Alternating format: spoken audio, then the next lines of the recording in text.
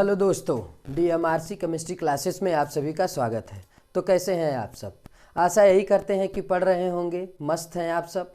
क्योंकि अभी देखिए एग्ज़ाम के लिए ज़्यादा टाइम है नहीं, तो आप बढ़िया से एकदम पढ़ते रहिए। कम से कम 2-3 घंटे, 4 घंटे नहीं, 4 नहीं तो लगभग जो है आप 3 घंटे तो रोज़ पढ़िए। अब 3 घंटे से लेकर 4 घंटे, और पढ़ने का टाइमिंग सेट कर लीजिए। जो है एक टाइम टेबल से आप पढ़ना स्टार्ट कीजिए कि पहले 35 से 40 मिनट। और देखिए पढ़ने का एक टाइमिंग बना लीजिए कि जैसे शाम को पढ़ना है 7 से 9, सुबह उठ के पढ़ना है 4 से 6, 4 से 7, ऐसे टाइमिंग बना लीजिए। और किसी भी एक विषय को उठाइए, मैथ को छोड़ दीजिए, किसी भी एक विषय को उठाइए, सबको कम से कम 35 से 40 मिनट पढ़िए। उसके बीच बीच में म्यूजिक को सुनते रहिए 10 मिनट, उसके बाद फिर कुछ लाइए, फिर जो है पढ़िए 35 से 40 मिनट, और फिर जो है म्यूजिक लगा लीजिए, गाना लगा लीजिए, थोड़ा नाच गा लीजिए, टहल लीजिए, फिर आइए और फिर पढ़िए। लगातार बैठ के पढ़ेंगे, आपको समझ में बहुत कम आएगा। 35 से 40 मिनट कुछ चीज़ें अच्छे से क्लियर होंगी। ज़्यादा देर तक पढ़ेंगे, देखते हैं ना आप लोग, क्लास आपका कितना बनता है 35 से 40 मिनट। ज़्यादा टाइमिंग हो जाता है तो क्या होता है, बोरियस लगने लगता है, एकदम बेकार, समझ में कम आता है।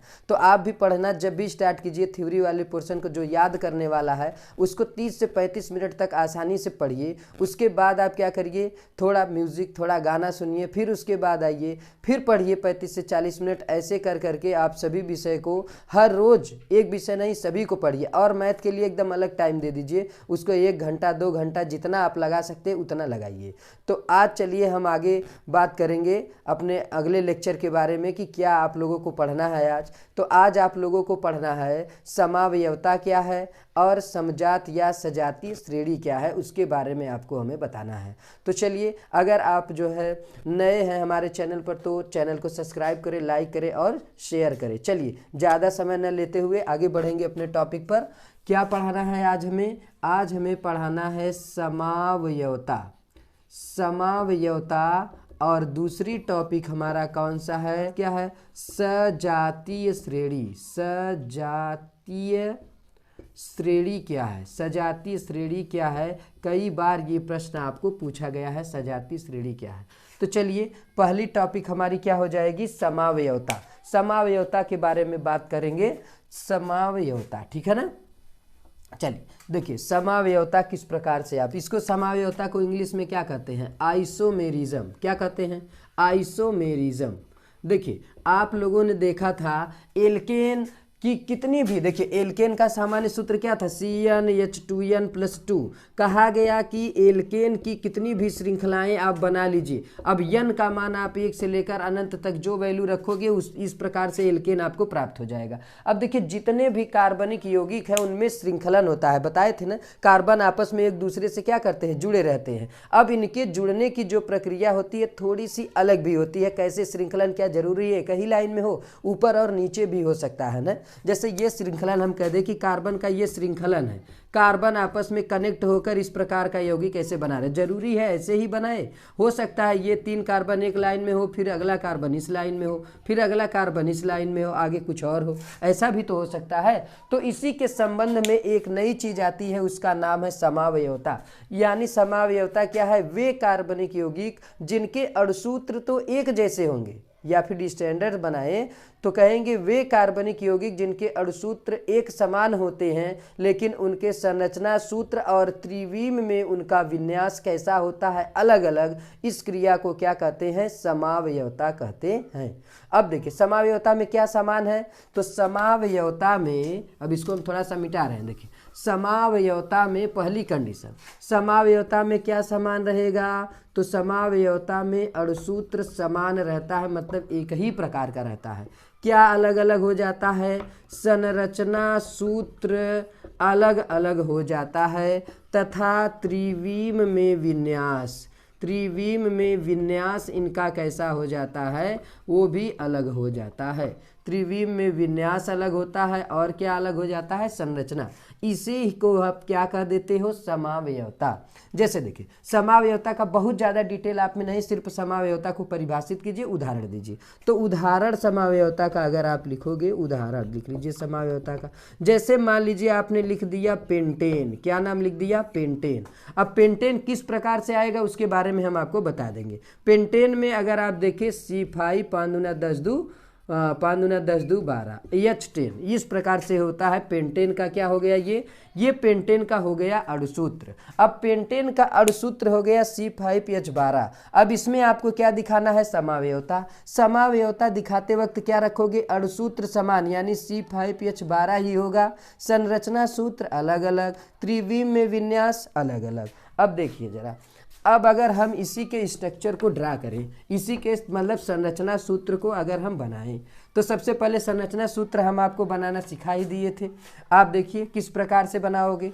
पेंटेन माने कितना कार्बन, 5 कार्बन, तो 5 कार्बन को आप ले सकते हो। जैसे मान लीजिए सी सी सी सी और सी, कितने कार्बन हुए, 5। और ये देख रहे हैं जरा, देखिए किस श्रेणी वाला है, CnH2n+2 श्रेणी वाला तो नहीं है, हाँ वही श्रेणी वाला। देखिए 5 रखोगे, 5 5 दूना 10 10 दू 12। एल्केन श्रेणी का है, इसका मतलब कार्बन कार्बन के बीच कैसा बंध मिलेगा, एकल बंध मिलेगा। तो एकल बंध मिलेगा तो एक बंध से ऐसे कनेक्ट कर दीजिए, कनेक्ट हो गया। अब जब बचा हुआ जो भी भाग है उससे क्या लगा दोगे, हाइड्रोजन। ये देखिए हाइड्रोजन लगा दीजिए, ये हाइड्रोजन आप लगा दीजिए, ये देखिए ये हाइड्रोजन आपका लग गया, ये देखिए ये हाइड्रोजन हो गया, ये पूरी तरह सभी जगह पर कौन लग गया, हाइड्रोजन। अब जरा गिनिए, क्या इसका ये कौन सा सूत्र है, यही तो है संरचना सूत्र। संरचना सूत्र किसका है, C5H12 का। 1 2 3 4 5, 3 2 5 2 7 2 9 3 12। तो अणुसूत्र तो समान है। अब ये एक हो गई संरचना। अब इसके संरचना में थोड़ा सा परिवर्तन आगे मिलता है। ये पहली संरचना थी। अब दूसरा देखो, क्या ये कार्बन इधर उधर भी तो जुड़ सकता था, देखो ऐसे, यहाँ पर ये हो गया C, यहाँ पर हो गया C, और ये देखिए यहाँ पर H, तो सब जुड़ेंगे ही यहाँ पर। अच्छा देखिए इस तरह से हम बनाते हैं, आपको और अच्छे समझ में आएगा। ये हो गया C, यहाँ पर हो गया C, यहाँ पर हो गया C, और यहाँ पर हो गया C, है ना, ऐसे। तो यहाँ पर हम कह सकते हैं कि किसी एक कार्बन से 2 कार्बन को लगा दो, अर्थात यहाँ से हम ऐसे भी लगा सकते थे C, और यहाँ से ऐसे भी लगा सकते थे C। 5 ही तो जोड़ना है, 1 2 3 4 5, 1 2 3 4 5 ऐसे जोड़ दिए। लीजिए एकल बंध, क्योंकि एकल बंध वाला है। अब हाइड्रोजन को कंप्लीट कर दीजिए। देखिए यहाँ पर 1, यहाँ पर 2, यहाँ पर 3। कार्बन की कैसी संयोजकता, 1 2 3 4 पूरा हो गया। 1 2 कितना लगेगा, 2 2 2 4। इस कार्बन के पास कितना, 1 2 3, इसका कंप्लीट है, 1 हाइड्रोजन 4। इसके पास कितना, 4, 1 2 3, तीनों कनेक्ट होंगे। इसके पास 3, 1 2 और 3।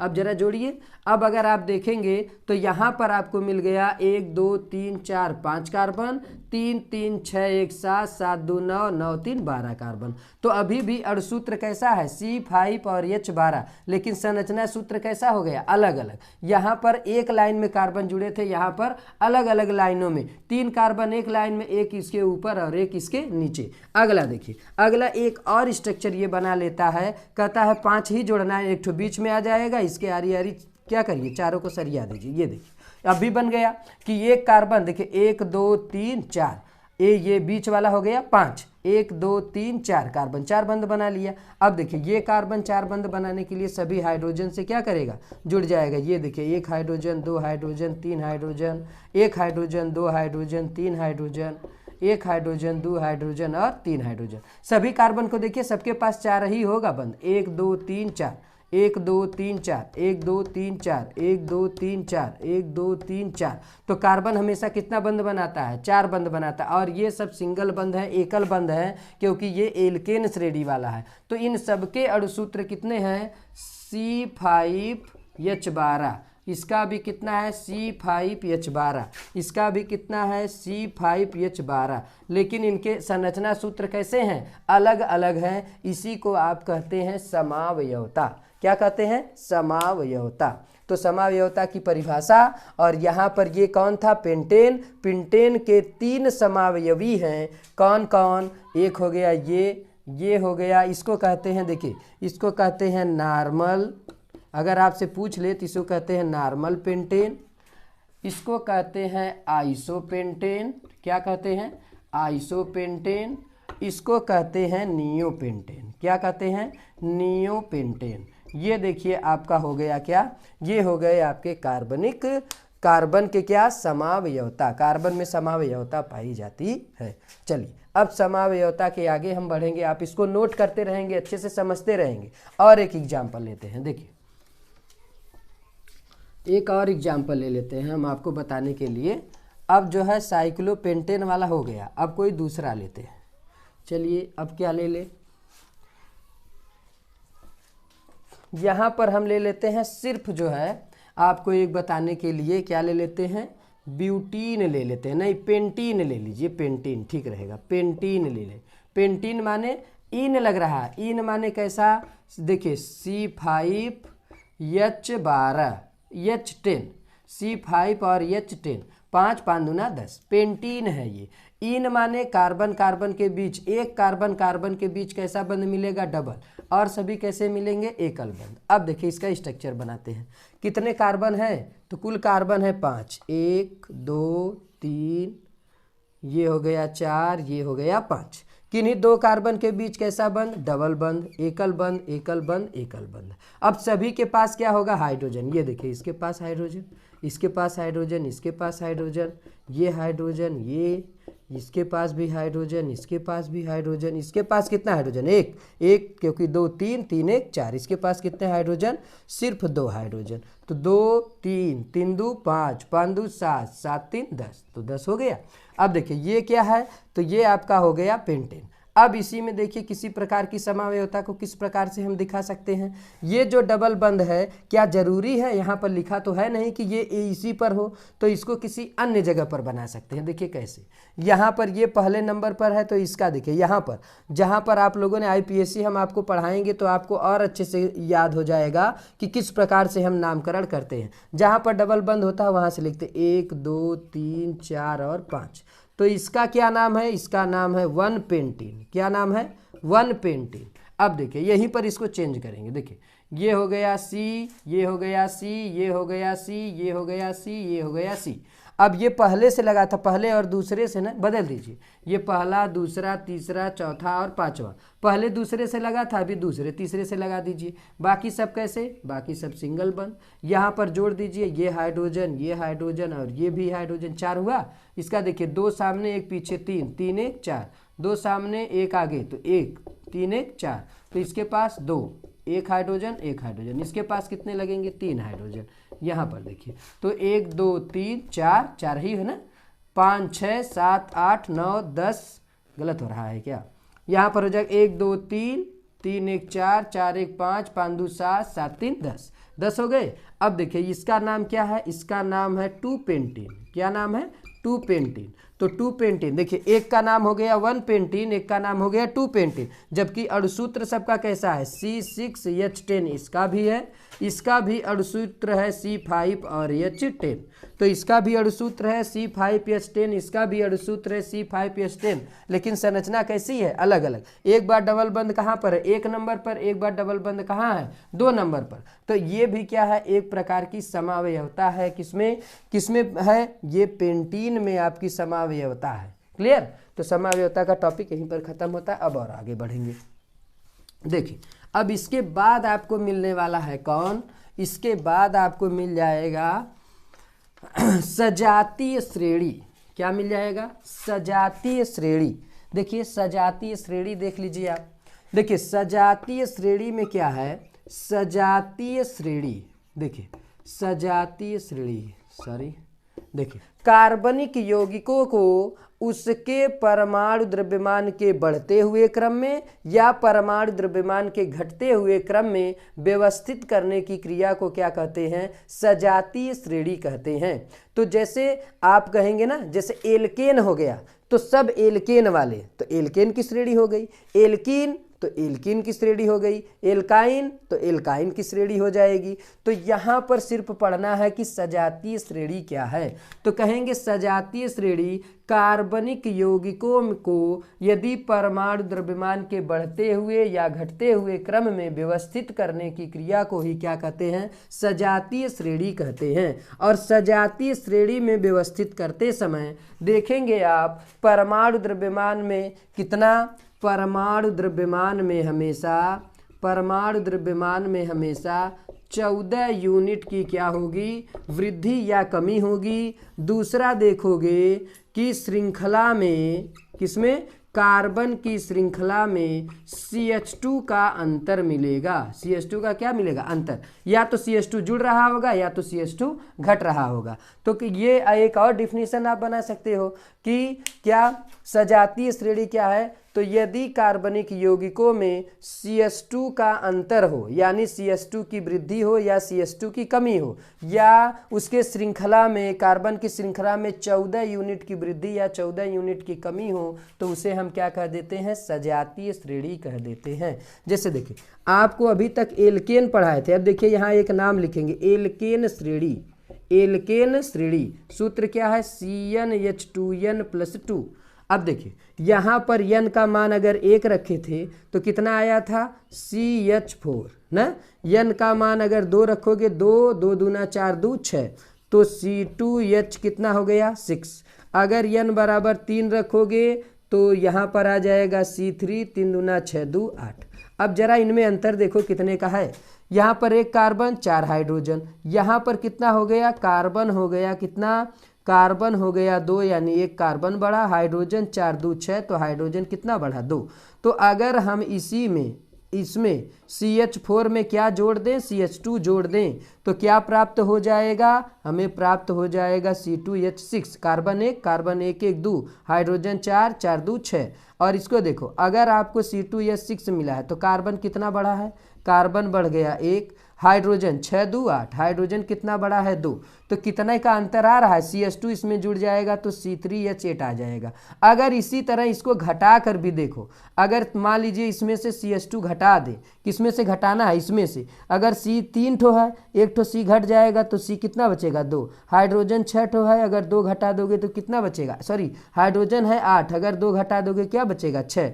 यानी किसी भी श्रेणी में कितने का अंतर होता है? CH2 की वृद्धि हो या CH2 की कमी हो, तो एक हमें क्या प्राप्त हो जाती है? श्रेणी। इसको कहते हैं सजातीय श्रेणी। और ये देखिए, ये इन दोनों को जोड़ने को, इसमें CH2 जोड़ेंगे तो ये मिलेगा, CH2 घटाएंगे तो ये मिलेगा। इसको कहते हैं, इन दोनों को एक दूसरे का कहते हैं समजात।